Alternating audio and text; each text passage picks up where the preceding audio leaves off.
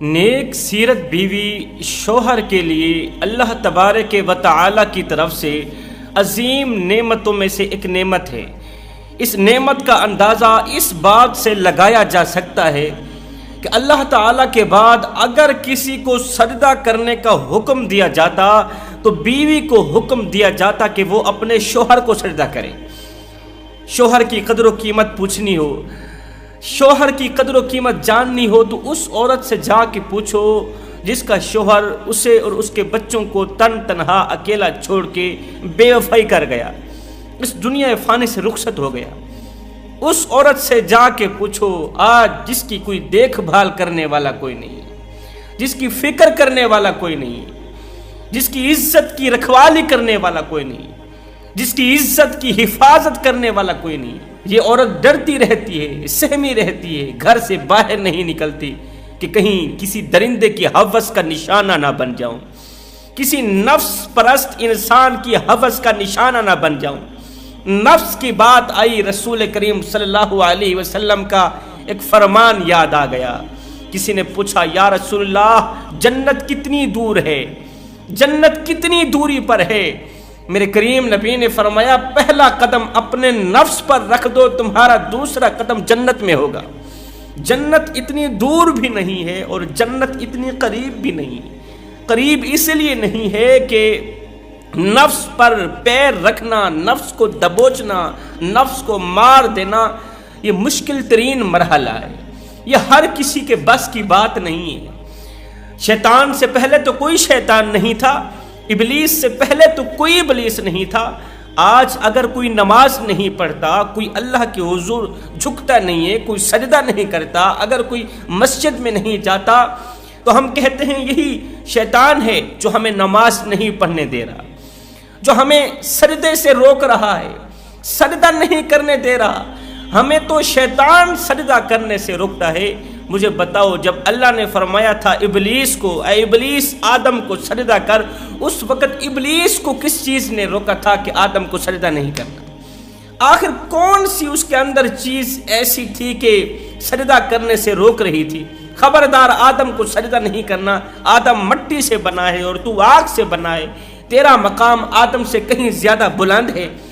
آخر ابلیس کو کس شے نے روکا تھا، کس چیز نے روکا تھا؟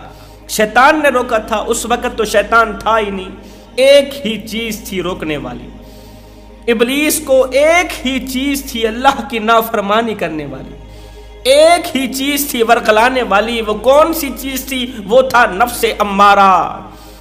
جہاں نفس امارہ ہوگا وہاں میں ہوگی، جہاں میں ہوگی وہاں تکبر ہوگا، وہاں غرور ہوگا، وہاں فخر ہوگا۔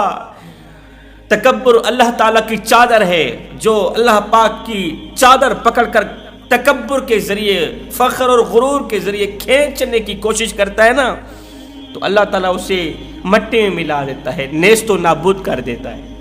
اللہ تعالیٰ نے 3 طرح کی مخلوق بنائی ہے، نمبر 1 فرشتے، نمبر 2 انسان، نمبر 3 حیوان۔ تینوں مخلوق کو اللہ تعالیٰ نے الگ الگ صلاحیتوں سے نوازا ہے، الگ الگ چیزیں دی۔ تینوں مخلوق کو اللہ تعالیٰ نے مختلف چیزوں سے نوازا۔ فرشتوں کو اللہ تعالیٰ نے عقل دی ہے، شہوت نہیں دی، اس لیے فرشتے گناہ کرنے کا سوچ تک نہیں سکتے۔ اللہ تعالیٰ نے حیوانوں کو شہوت دی ہے، عقل نہیں دی۔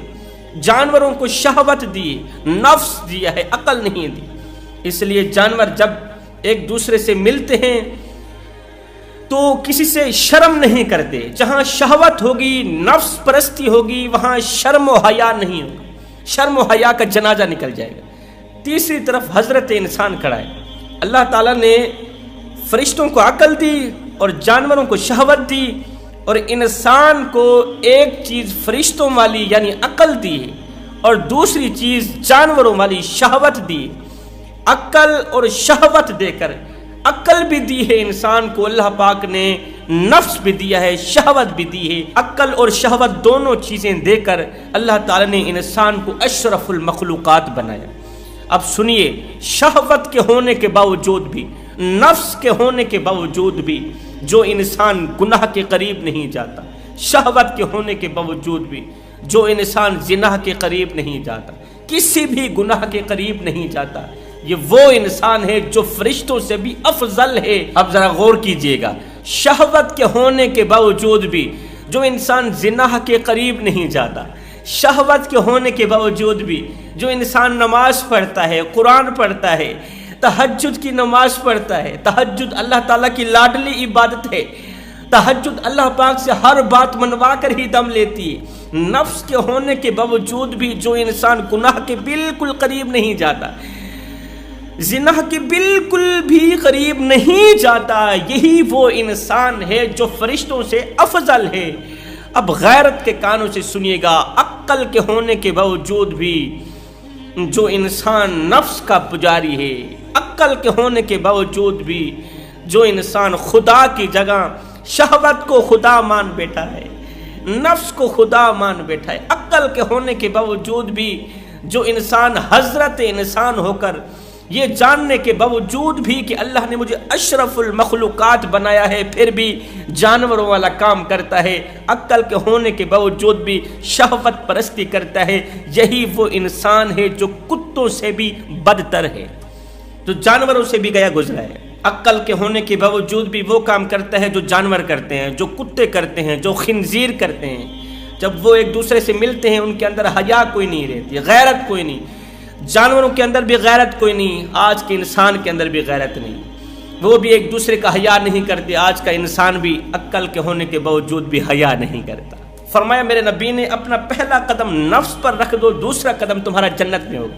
اب جو بات کر رہا تھا ان عورتوں سے جا کے پوچھو جن کے شوہر نہیں، شوہر مر گئے ہیں، آج ان کی فکر کرنے والا کوئی نہیں ہے، آج ان کی دیکھ بھال کرنے والا کوئی نہیں، آج ان کی عزت کی حفاظت کرنے والا، عزت کی رکھوالی کرنے والا کوئی نہیں ہے۔ وہ عورتیں دن رات پریشان رہتی ہیں، کاش آج ہمارا شوہر زندہ ہوتا تو وہ ہماری عزت اور آبرو کو درندوں سے بچاتا، ہمارے اور ہمارے بچوں کے لیے دن رات ایک کر کے کمزور سے کندھے پہ بوریاں لاتا، ہماری روٹی روزی کا بندوبست کرتا، ہماری تکلیف میں ہمارا ساتھ دیتا، برے وقت ہمارا ساتھ دیتا، کیونکہ ایک اچھے شوہر کی پہچان بھی یہی ہوتی ہے کہ وہ مال و دولت کو شاید ہی بیوی کے قدموں پر قربان نہ کر سکے، لیکن تکلیف کے وقت بیوی کا ساتھ ضرور دیتا ہے، برے وقت بیوی کا ساتھ ضرور دیتا ہے، بیوی کی بیماری کو اپنی بیماری سمجھ کے اس کا علاج کرتا ہے، بیوی کے دکھوں کو اپنے دکھ سمجھتا ہے، اس کے ہر ایک درد کو اپنا درد سمجھتا ہے۔ شوہر بیوی کے نام پر اپنا تن من دھن سب کچھ قربان کر دیتا ہے، اپنی جوانی قربان کر دیتا ہے، عمر قربان کر دیتا ہے، بڑھاپا قربان کر دیتا ہے، اپنا مال و دولت سب کچھ قربان کر دیتا ہے، بدلے میں دو چیزیں مانگتا ہے۔ شوہر بدلے میں بیوی سے دو چیزیں مانگتا ہے، نمبر ایک شوہر کی اطاعت گزاری، نمبر دو اس کے بچوں کی پرورش۔ شوہر کہتا ہے بس تم میری اطاعت کرتی رہو، میرے آگے جی جی کرتی رہو، میری میں ملاتی رہو، میری ہاں میں ہاں ملاتی رہو، پھر دیکھنا کائنات کی تمام خوشیاں مول خرید کے تیرے قدموں پہ قربان کر دوں گا۔ رسول کریم صلی اللہ علیہ وسلم سے پوچھا گیا یا رسول اللہ آپ کی امت کی بہترین عورت کون سی ہے؟ تو میرے کریم نبی نے فرمایا میری امت کی بہترین ہے وہ عورت جو شوہر کی اطاعت گزار ہے، جو شوہر کے حکم کی تعمیل کرتی ہے۔ فرمایا بہترین ہے وہ عورت جب شوہر اسے دیکھے تو بیوی شوہر کو خوش کر دے۔ فرمایا بہترین ہے وہ عورت جو شوہر کی غیبت نہیں کرتی، شوہر کی چغلی نہیں کرتی، شوہر کے عیبوں پر پردے ڈال کے شوہر کی خوبیاں بیان کرتی ہے، اپنے شوہر کی شکر گزاری کرتی ہے، شوہر کی غیبت نہیں کرتی۔ سب کچھ کرنا، شوہر کی غیبت سے بچنا۔ کتنی عورتیں ہیں جو اپنے شوہر کی خوبیوں پر پردے دے کے خامیاں بیان کرتی ہیں، غیبت اور چغلی کے ذریعے شوہر کی عزتوں کی دھجیاں اڑانا چاہتی ہیں، شوہر کی عزت والی پگڑی خاک میں ملانا چاہتی ہیں۔ یہی وہ عورتیں ہیں جن کے اوپر اللہ اور اس کے فرشتے لعنت کرتے ہیں۔ یہاں پر میں تمہیں ایک سبق آموز اور عبرت ناک واقعہ سنانا چاہتا ہوں۔ ایک عورت تھی جس کو اللہ تعالیٰ نے بڑے ہی حسن و جمال سے نواز رکھا تھا، وہ زمانے کی عورتوں میں سب سے زیادہ حسین و جمیل تھی، جو بھی اسے دیکھتا دنگ رہ جاتا، حیران رہ جاتا کہ اتنا بڑا حسن، اتنی حسین و جمیل عورت۔ اب ہر ایک شخص اس سے شادی کرنے کے لیے تیار رہتا تھا، ہر ایک نوجوان اس سے شادی کرنے کے لیے ریڈی رہتا تھا، کہ یہ مجھے مل جائے، وہ کہتا یہ مجھے مل جائے، لیکن ان تمام نوجوانوں میں سے ایک نوجوان کی قسمت کا ستارہ چمکا، اس نوجوان کی اس خوبصورت عورت سے شادی ہو گئی، خوبصورت لمحات گزرتے گئے، خوبصورت بیوی کے ساتھ حسین و جمیل لمحات گزرتے گئے۔ اللہ کا کرنا ایسا ہوا 2 سال گزرے ہی تھے کہ اس حسین و جمیل عورت کو کوئی ایسی مہلک بیماری لگی، یہ کسی ایسی مہلک بیماری میں مبتلا ہوئی کہ اس مہلک بیماری نے اسے موت کی دبوچ میں دے کر قبر کی اندھیری کوٹھری میں جا سلایا۔ یہ عورت مر گئی۔ مرنے کے بعد غسل دینے والی عورتیں کہتی ہیں کہ جب ہم اس عورت کو غسل دے رہی تھیں تو ہم نے کیا دیکھا کہ اس کی خوبصورتی بدصورتی میں تبدیل ہونے لگی، اس کا چہرہ بگڑنے لگا، اس کا حسن کہاں چلا گیا؟ ارے اس کی خوبصورتی بدصورتی میں تبدیل ہو رہی ہے، اس کا جسم پھولنے لگا ہے، ڈراؤنی سی شکل اختیار کرنے لگا ہے اس کا جسم۔ اللہ، اس عورت کو کیا ہو گیا؟ جلدی سے عورتوں نے اسے غسل دیا۔ غسل دینے کے بعد جب عزیز و اقارب نے قبرستان تک لے جانے کے لیے اس کی میت کو، جنازے کو کندھے پہ رکھا تو وہ کہتے ہیں ہمیں یوں محسوس ہو رہا تھا جیسے ہم نے کوئی بھاری وزنی پتھر اپنے کندھے پہ اٹھا رکھا ہو۔ قبرستان پہنچے، جب ہم اس خوبصورت عورت کو دفنانے لگے، تدفین کرنے لگے تو سب لوگ استغفر اللہ پڑھنے لگے۔ حیران رہ گئے کہ قبر کے اندر گرمی ہی گرمی ہے، تپش ہی تپش ہے، قبر کے اندر آگ ہے، بچھو ہیں، سانپ ہیں، بچھوؤں نے اپنا منہ کھولا ہوا ہے۔ دیکھ کر حیران رہ گئے، قبر بند کر دی، دوسری جگہ پر قبر کھودی، دوسری جگہ پر بھی وہی مناظر نظر آئے، وہی مناظر سامنے آئے۔ قبر کے اندر سانپ ہیں، بچھو ہیں، کیڑے ہیں، مکوڑے ہیں۔ 5ویں جگہ پر جب قبر کھودی وہاں پر بھی وہی منظر سامنے آیا، بچھو ہیں، کیڑے ہیں۔ اللہ کرنا ایسا ہوا وہاں سے اس دور کے ایک ولی کا گزر ہوا، متقی پرہیزگار انسان کا گزر ہوا۔ متقی پرہیزگار انسان کے پاس یہ عزیز و اقارب گئے، ساری کہانی سنائی، حقیقت سے آگاہ کیا تو اس بزرگ نے کہا تم اس کی قبر جہاں پر بھی کھودو گے یہی مناظر سامنے آئیں گے، کیڑے مکوڑے اس کی جان نہیں چھوڑیں گے، کیونکہ یہ کیڑے مکوڑے نہیں ہیں، یہ تو عورت کے وہ اعمال ہیں جو دنیا میں اس نے کی، یہ اس کے اعمال کی جزا، اعمال کا نتیجہ ہے۔ اسے جہاں پر بھی دفن کرو گے کیڑے مکوڑوں نے ہر حال میں آنا ہی آنا ہے۔ خیر لوگوں نے اس کی تدفین کر ہی ڈالی۔ اسے دفن کرنے کے بعد عزیز و اقارب نے اس کے شوہر سے پوچھا کہ آخر تیری بیوی کون سے ایسے گناہ کرتی تھی کہ وہ گناہ اس کی قبر میں آگ بھڑکانے کا ذریعہ بنے؟ ان گناہوں نے بیوی کی دنیا بھی تباہ کر ڈالی، آخرت بھی تباہ کر ڈالی۔ یہ تو حسین و جمیل تھی، حسن کی ملکہ شہزادی تھی، آخر کون سے ایسے گناہ کرتی تھی؟ اس کے شوہر نے کہا کہ میں بتانا تو نہیں چاہتا لیکن عبرت کے لیے ضرور بتاؤں گا کہ دوسری عورتیں سنیں تو وہ ان گناہوں سے جلد از جلد توبہ کر لیں۔ پہلا گناہ، یہ میری ناشکری کرتی تھی، میری شکر گزاری نہیں کرتی تھی، میں اس کے اوپر ہزاروں نعمتوں کی بارش برساتا تھا، جب امیر تھا، پیسے والا تھا، میرے پاس دولت تھی، جائیداد تھی، ہر ایک نعمت کی بارش برسائی میں نے اس کے اوپر، لیکن جب غربت کا شکار ہوا تو یہی بیوی کہنے لگی میں نے آپ میں کبھی کوئی بھلائی نہیں دیکھی، میں نے آپ میں کبھی کوئی اچھائی نہیں دیکھی، آپ کے گھر میں آ کر میں نے اچھا وقت نہیں دیکھا۔ دوسری بات، یہ میری غیبت کرتی تھی، میری خوبیوں پر پردے دے کے میری خامیاں بیان کرتی تھی۔ تیسرا گناہ جو بہت بڑا گناہ ہے، یہ میرے والدین کو دکھ دیتی تھی، میرے والدین کو گالیاں دیتی تھی، والدین اپنے ہوں والدین پرائے ہوں، والدین ہی ہوتے ہیں، والدین کو دکھ دیتی تھی، وہ انہی بد دعائیں دیتے تھے۔ اس بدبخت عورت نے مجھے میرے والدین سے جدا کر دیا، غیبت کے ذریعے، چغلی کے ذریعے مجھے والدین سے لڑاتی تھی، جھگڑاتی تھی، اس نے مجھے بھائیوں سے الگ کر دیا، بہنوں سے الگ کر دیا، ماں باپ سے جدا کر دیا۔ یہ وہ گناہ ہیں جو ان کی قبر کے اندر کیڑے مکوڑے لانے کا ذریعہ بنے، جن گناہوں نے اس عورت کی دنیا بھی تباہ کر ڈالی، آخرت بھی تباہ کر ڈالی۔ سب کچھ کرنا، یہ 3 گناہ کبھی نہ کرنا، اگر کرو گی تو یاد رکھنا تمہاری دنیا بھی اجڑ جائے گی، تمہاری آخرت بھی اجڑ جائے گی۔ اللہ تعالیٰ تمہیں دنیا میں ذلیل و رسوا کر دے گا، تباہ و برباد کر کے رکھ دے گا۔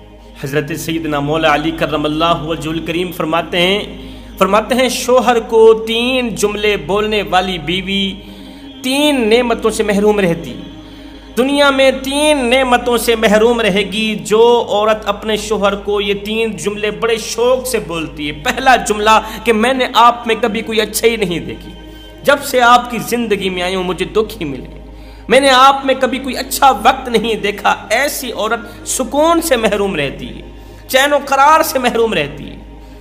حضرت علی فرماتے ہیں دوسرا جملہ، شوہر پورا دن بیوی کے لیے کام کرتا ہے، محنت مزدوری کرتا ہے، کڑکتی دھوپ میں تتی ریت کے اوپر وزن لاتا ہے پورا دن کہ مجھے کچھ ملے نہ ملے میری بیوی کو روٹی کا ٹکڑا مل جائے۔ وہ بیوی کی ہر ایک چھوٹی موٹی جائز خواہش پوری کرنے کے لیے پورا دن کڑکتی دھوپ میں کام کرتا ہے۔ جب شام ہوتی ہے تو تھکا ہارا مسافر جب گھر کی دہلیز پر قدم رکھتا ہے تو بیوی کوئی ایسا جملہ بول دیتی ہے، بجائے استقبال کرنے کے، بجائے شوہر کو ویلکم کرنے کے، بیوی کوئی ایسا جملہ بولتی ہے کہ اس کی تھکاوٹ اور زیادہ بڑھ جاتی ہے۔ یہ جو دوسرا گناہ ہے، دوسرا جملہ ہے، یہ جملہ بولنے سے اللہ تعالیٰ عورت کی زندگی میں سے اس کی عزت کو اٹھا لیتا ہے۔ ایسی عورت ذلیل و خوار ہو کر مرتی ہے، ایسی عورت کو اللہ تعالیٰ دنیا میں ذلیل و خوار کر دیتا ہے، معاشرے میں اس کی کوئی عزت نہیں رہتی، کوئی مقام نہیں رہتا۔ فرماتے ہیں تیسرا جملہ، کوئی ایسا جملہ جس سے شوہر کو محسوس ہو رہا ہو کہ بیوی مجھے میری غربت کے تانے دے رہی ہے۔ بیوی مالدار تھی اور شوہر غریب تھا، بیوی جب غصے میں آئی تو بیوی غصے میں آ کر غربت کے تانے دینے لگی۔ فرمایا ایسی عورت دونوں جہانوں کی عزت سے محروم رہتی، مقام و مرتبے سے محروم رہتی۔ ایسی عورت کی نہ تو نماز قبول ہوتی ہے نہ روزہ قبول ہوتا ہے، اس کے سر سے ایک بالشت بھی اوپر نہیں جاتی، اس کی دعا اس کے سر سے ایک بالشت بھی اوپر نہیں جاتی۔ پہلے آسمان تک جانا تو رہی دور کی بات، ساتوں آسمان عبور کرنا تو رہی دور کی بات، قبولیت کے دروازے تک جانا تو رہی دور کی بات، اس کی دعا، اس کی نماز، اس کی تہجد اس کے سر سے ایک بالشت بھی اوپر نہیں جاتی۔ فرمایا سب کچھ کرنا اپنے شوہر کو یہ تین جملے بھی نہ بولنا۔ رسول کریم صلی اللہ علیہ وسلم نے فرمایا صحابہ، اگر کوئی عورت اس حال میں مری کہ اس کا شوہر اس پر ناراض تھا، وہ جنت کی بو تک نہیں سونگھ پائے گی۔ صحابہ کرام نے عرض کی یا رسول اللہ وہ نماز بھی پڑھتی تھی، فرمایا پڑھتی رہے۔ یا رسول اللہ وہ روزہ بھی رکھتی رہے۔ یا رسول اللہ وہ تو تہجد گزار تھی، فرمایا اس کی تہجد اس وقت تک کام نہیں آ سکتی جب تک وہ اپنے شوہر کو راضی نہیں کرتی، مرنے سے پہلے راضی نہیں کرتی۔ مرنے سے پہلے اگر وہ اپنے شوہر کو راضی کر لیتی ہے پھر اس کی نماز بھی قبول، اس کا روزہ بھی قبول، اس کی تہجد بھی اس کے کام آ جائے گی۔ اگر اس حال میں مری کہ اس کا شوہر اس پر ناراض تھا تو جب تک شوہر اس پر راضی نہیں ہوتا تب تک اس کے عمل کسی خاطے کے نہیں، کسی کام کے نہیں۔ تو میں دعا کرتا ہوں اللہ ہمیں ان گناہوں سے سخت نفرت کرنے کی توفیق عطا فرما، ان گناہوں سے جلد از جلد توبہ کرنے کی توفیق عطا فرما۔ جوانوں یہ زندگی کے لمحے تمہارے اور میرے لیے غنیمت ہیں، انہی لمحوں میں کچھ کر لو، انہی لمحوں میں کچھ اکٹھا کر لو، انہی لمحوں میں خدا کی یاد اور محبت کے دیے اپنے دل میں جلا لو، معلوم نہیں پھر فرصت ملے نہ ملے۔